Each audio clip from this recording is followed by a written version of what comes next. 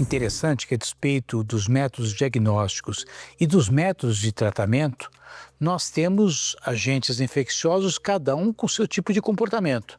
Mas temos o comportamento humano. E o que chamou a atenção na última pandemia era a insistência para as questões do isolamento e o distanciamento.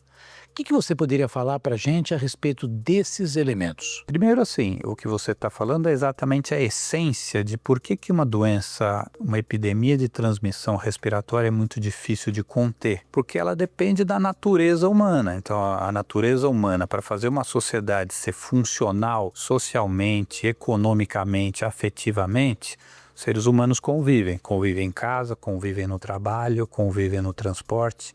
Então, assim, é impossível uma contenção completa de uma pandemia ou de uma epidemia de transmissão respiratória entre pessoas de ser transmissível. Isso é impossível.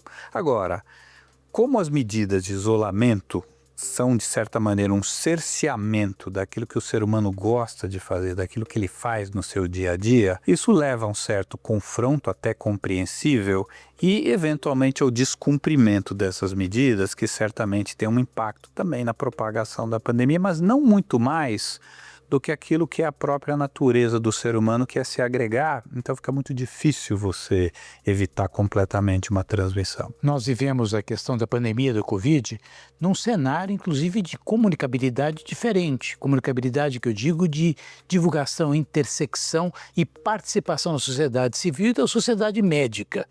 Vimos informações verdadeiras, informações falsas. Muitas vezes, gente se posicionando sem ter o conhecimento necessário para se posicionar. Você entende que esse tipo de fake news, porque não deixa de ser fake news, corrobora para uma performance de um sistema de saúde caminhar de uma forma ruim? Muito.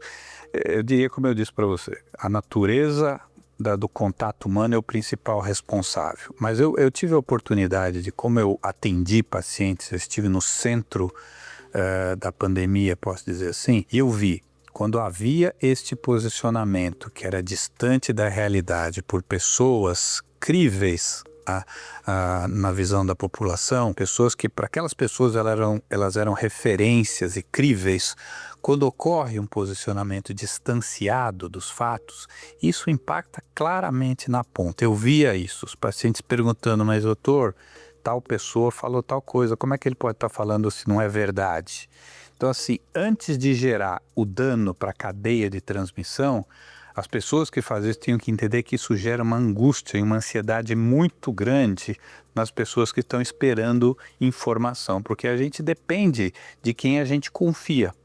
Então isso levou realmente a uma alteração no preparo para a pandemia e amplificou sim a cadeia de transmissão. A gente também observou um fato que, no fundo, tem a ver até com a dinâmica da vida da sociedade.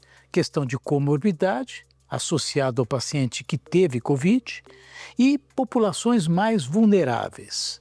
Nós estamos no momento, graças a Deus, sem pandemia. Como é que você pode trazer um ensinamento para a sociedade na valorização da vida, na administração da saúde? Será que as pessoas estão mais conscientes, os nossos governantes enxergam o verdadeiro papel da atividade deles no cotidiano, mesmo fora dos períodos de pandemia e de endemia? Essa é uma discussão complexa, mas uma coisa que você falou é muito importante, duas coisas, né? Primeiro, a questão dos vulneráveis. É verdade, em doenças infecciosas existe uma população que é vulnerável por questão etária e por questão de natureza do sistema imune. Essas pessoas realmente estão mais vulneráveis e o que a gente tem que fazer para isso aí é priorizá-las quando da distribuição de medicamentos e vacinas. Essa é uma coisa muito importante. Mas eu gostaria de lembrar de uma coisa importante. Por que a epidemia... Por que as pandemias são tão nocivas, do ponto de tão letais? Porque eles são geralmente vírus novos. Vírus novo significa um sistema imune que não tem nenhuma memória. Então, qual que é a consequência disso? Morrem mais pacientes frágeis, mas a ausência de uma resposta imune faz com que pacientes previamente e conhecidamente imunocompetentes também venham a falecer. coisas que não acontecem nas endemias. Pacientes jovens, pacientes sem comorbidades também sofrem e também falecem quando de uma pandemia. Eu acho que uma coisa muito importante, Cláudia, assim, que acho que dentro da sua pergunta, que a sociedade pôde perceber isso no mundo inteiro, que sempre que houver uma pandemia, os profissionais de saúde vão estar prontos para enfrentá-la. Os profissionais de saúde, eles têm algo mais na vida que não simples o trabalho. O profissional de saúde tem como objetivo o próximo. Então, os profissionais de saúde no mundo inteiro deram demonstrações de dedicação a essa causa. Muitos, infelizmente, pagaram com a própria vida. Então, isso tem que ser um ensinamento de que uma força de saúde multidisciplinar, bem cuidada, bem treinada, bem remunerada, vai ser sempre a base para o enfrentamento de qualquer pandemia que venha a ocorrer daqui para frente. Usa-se um termo do One Health, que seria a integração da saúde animal, saúde humana e a saúde ambiental. E por vezes eu vejo a gente discutindo as agressões ao meio ambiente, questão de animais silvestres, desmatamento, e eu acho que as pessoas, quem sabe, não conseguem entender o certo que elas estão causando. No período da pandemia, isso revelou algumas questões importantes, porque nós sentimos isso na nossa pele.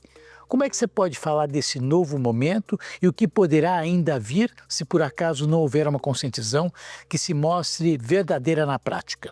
Isso é muito importante, tá? O resultante de tudo isso que você falou é o aquecimento global. E o aquecimento global, ele tem alguns impactos diretos sobre a saúde. Posso enumerar aqui 4. Primeiro, aumento da temperatura das águas. O aumento da temperatura das águas tem favorecido proliferação bacteriana, principalmente bactérias multiresistentes. Eu vou dar um exemplo prático. Tem aumentado o número de casos de cólera no mundo fora do ambiente de catástrofes ambientais.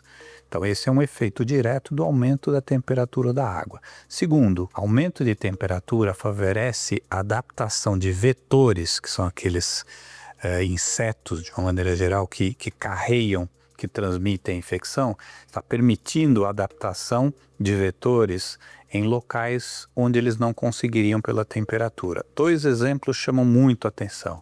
O primeiro deles, o isolamento de Aedes aegypti em Reykjavik, capital da Islândia. Segundo, o mais conhecido e impressionante dos casos foi um caso de chikungunya, doença sempre restrita aos trópicos, na América e na Ásia, ocorrendo de maneira autóctone dentro de Nova York. Então esse é um segundo exemplo da importância disso. Terceiro, migrações populacionais, que fazem com que pessoas doentes migrem para locais onde não existe essa doença e o contrário, tá? Pessoas saudáveis que migram para locais onde existe doença. E por fim, é um fator claro, a proximidade com o reino animal é um fator de risco claramente evidente para a transmissão de zoonoses. Durante o período da pandemia, nós tivemos uma série de medidas chamadas medidas não farmacológicas, dentre elas a utilização de máscaras, o próprio isolamento com o lockdown de estabelecimentos. Isso tem um impacto econômico e nas relações entre os atores da sociedade. Como sensibilizar aqueles que não são da comunidade da saúde, que não são médicos, para entender que isso, sim, tem uma importância fundamental na preservação da vida das pessoas. Essa é uma questão fundamental.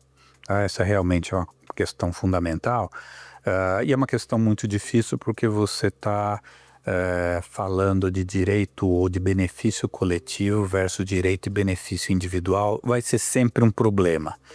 Mas as autoridades também têm que ter uma certa sensibilidade de como dosar essas medidas. Então, assim, todo mundo sabe que uma doença respiratória, você tem que controlar a fonte, a transmissão da fonte e separá-la dos seus eventuais, das pessoas vulneráveis que são a cadeia de transmissão. Então não tem como, numa epidemia que se transmite por via respiratória, você não falar de máscara e isolamento social. Quanto você é agressivo e expansivo nessas medidas, o poder público provavelmente leva em conta algumas coisas. Primeiro, densidade populacional. Segundo, capacidade, como você disse, da população entender ou não a necessidade do benefício coletivo.